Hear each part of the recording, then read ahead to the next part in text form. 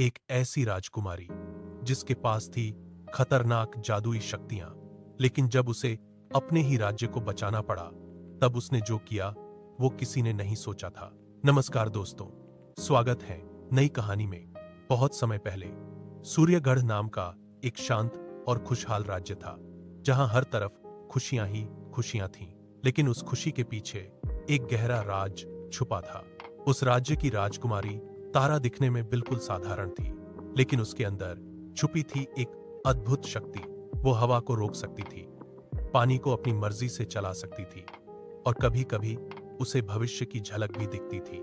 लेकिन ये बात सिर्फ राजा और रानी जानते थे।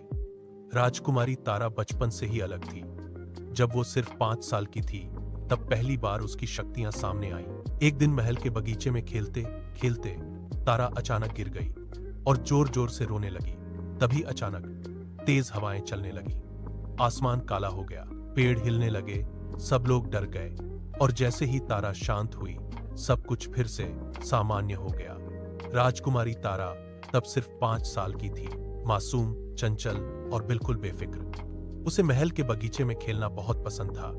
एक दिन वो अकेली ही फूलों के बीच खेल रही थी, हंस रही थी, दौड़ रही थी, सब कुछ बिल्कुल सामान्य था। अचानक खेलते खेलते तारा का पैर फिसल गया और वो जोर से जमीन पर गिर गई। उसके घुटने में चोट लगी और वो जोर जोर से रोने लगी। लेकिन इस बार कुछ अलग हुआ। जैसे ही तारा रोई, तेज हवाएं चलने लगी, आसमान अचानक काला हो गया, पेड़ जोर जोर से हिलने लगे, महल के सैनिक और नौकर डर गए। ये क्या हो रहा है? कुछ ही सेकंड में पूरा माहौल बदल गया। पक्षी उड़कर भागने लगे, खिड़कियां अपने आप बंद होने लगी और हवा इतनी तेज हो गई कि लोग संभल नहीं पा रहे थे। राजा और रानी भी दौड़ते हुए बगीचे में पहुंचे। उन्होंने देखा छोटी सी तारा जमीन पर बैठी रो रही है और उसके आसपास जैसे तूफान बन गया हो। जब राजा ने अपनी आंखों से वो देखा जिसे समझना नामुमकिन था, तभी से उसकी जिंदगी बदल गई। बगीचे में सब कुछ अचानक शांत हो चुका था। कुछ ही पल पहले जो तूफान आया था वो जैसे कभी था ही नहीं। राजा, रानी और सारे सैनिक सब एक दूसरे को हैरानी से देख रहे थे। राजा के मन में कई सवाल उठ रहे थे। अचानक तूफान कैसे आया और अचानक सब शांत कैसे हो गया? क्या ये कोई जादू था या कुछ और? लेकिन सबसे बड़ा सवाल था, क्या ये सब तारा की वजह से हुआ? राजा ने ध्यान से सोचा।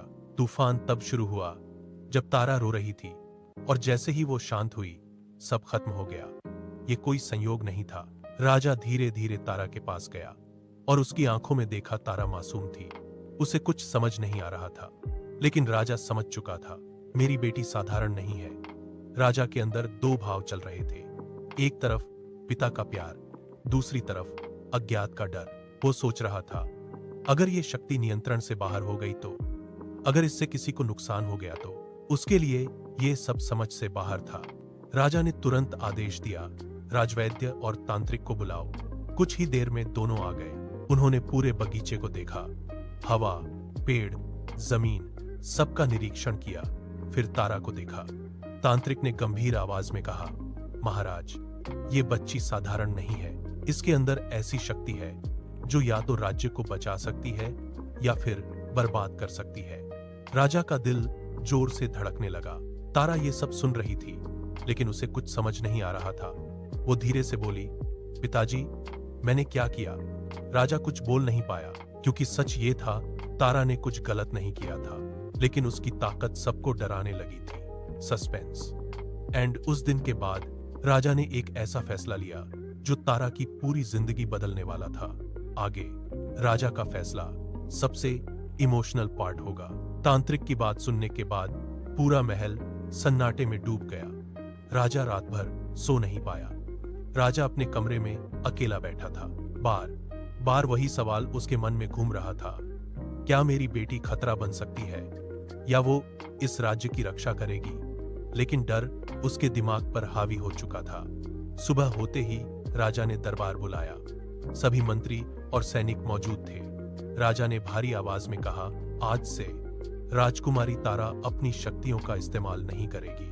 उसे महल के अंदर ही रखा जाएगा और उसकी शक्तियों को पूरी तरह छुपाया जाएगा।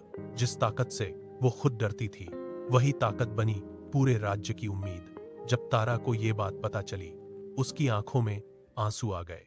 पिताजी, मैंने क्या गलती की है? राजा चुप रहा, क्योंकि वो जानता था ये सजा नहीं, उसकी मजबूरी थी। राजा तारा के पास गया और धीमे से बोला, तुम मेरी सबसे प्यारी बेटी हो, लेकिन ये दुनिया तुम्हें समझ नहीं पाएगी। मैं तुम्हें खोना नहीं चाहता। तारा कुछ नहीं बोली, लेकिन उसके दिल में एक सवाल रह गया, क्या मेरी ताकत ही मेरी सबसे बड़ी दुश्मन है? उस दिन के बाद तारा को बाहर जाने की इजाजत नहीं थी। उसे अपनी शक्तियां छुपानी पड़ती थीं और वो धीरे धीरे अकेली होती जा रही थी। महल बड़ा था, लेकिन तारा के लिए वो एक कैद बन गया था। लेकिन राजा नहीं जानता था, जिस शक्ति को वो छुपा रहा है, वही एक दिन पूरे राज्य को बचाने वाली है। और उस दिन तारा को खुद तय करना होगा, पिता की बात माने या अपनी ताकत का सच अपनाए। आगे तारा का संघर्ष और काला जादूगर का हमला। जिस डर से राजा अपनी बेटी को बचा रहा था, वही डर अब पूरे राज्य पर हमला करने वाला था। कई साल बीत गए।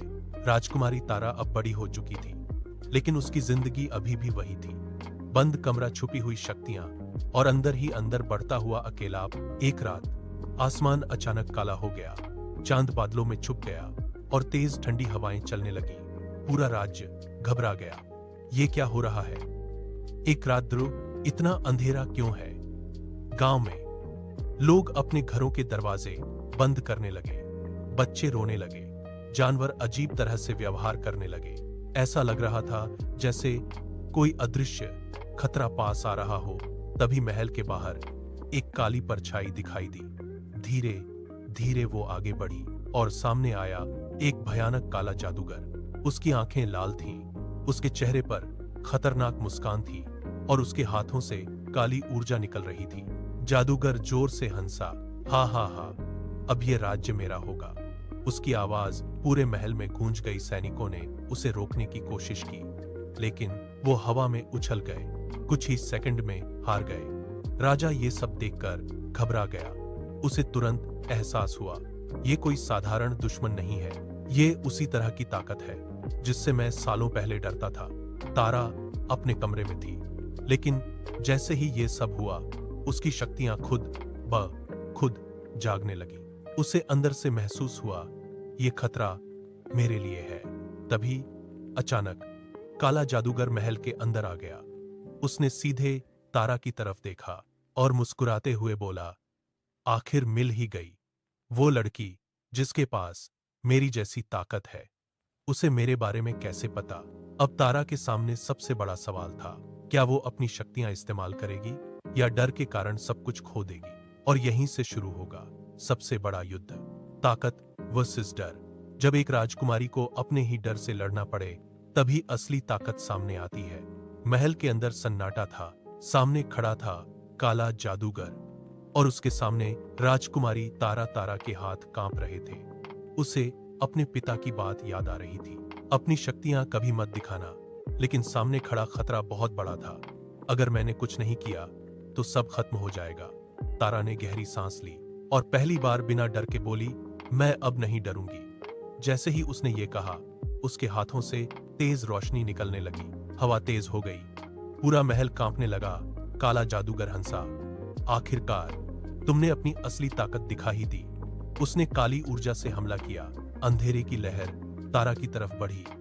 तारा ने अपनी शक्ति से उसे रोका। रोशनी और अंधेरा आपस में टकराने लगे। लड़ाई आसान नहीं थी। तारा कमजोर पड़ने लगी। जादूगर लगातार हमला कर रहा था। तभी उसे अपने पिता की आवाज याद आई, तुम कमजोर नहीं हो, आत्मविश्वास। तारा ने अपनी आंखें बंद की और अपने अंदर की पूरी ताकत को महसूस किया। डर धीरे धीरे खत्म होने लगा, आत्मविश्वास बढ़ने लगा। उसने पूरी ताकत से चिल्लाया, यह शक्ति मेरे डर के लिए नहीं, मेरे राज्य के लिए है। निर्णायक वार। तारा ने अपनी सारी शक्ति इकट्ठा की, एक तेज रोशनी की लहर बनाई और सीधे जादूगर पर हमला कर दिया। कुछ सेकंड के लिए सब कुछ रुक गया और फिर जब धुआं साफ हुआ, जादूगर गायब था। अंधेरा खत्म हो चुका था। आसमान फिर से साफ हो गया। पूरा राज्य बच चुका था। राजा तारा के पास आया। उसकी आंखों में आंसू थे। मुझे माफ कर दो, मैंने तुम्हारी ताकत को गलत समझा। तारा मुस्कुराई। डर गलत नहीं था, लेकिन उससे भागना गलत था। उस दिन के बाद तारा ने अपनी शक्तियों को छुपाना बंद कर दिया और वो बन गई राज्य की सबसे बड़ी रक्षक। अब लोग उससे डरते नहीं थे, बल्कि उसे हीरो मानते थे। डर से भागने से नहीं, उसका सामना करने से जीत मिलती है। असली ताकत अंदर होती है। सही समय पर सही फैसला ही इंसान को महान बनाता है। अगर आपको कहानी अच्छी लगती हो तो वीडियो को लाइक, शेयर और चैनल को सब्सक्राइब करना मत भूलना।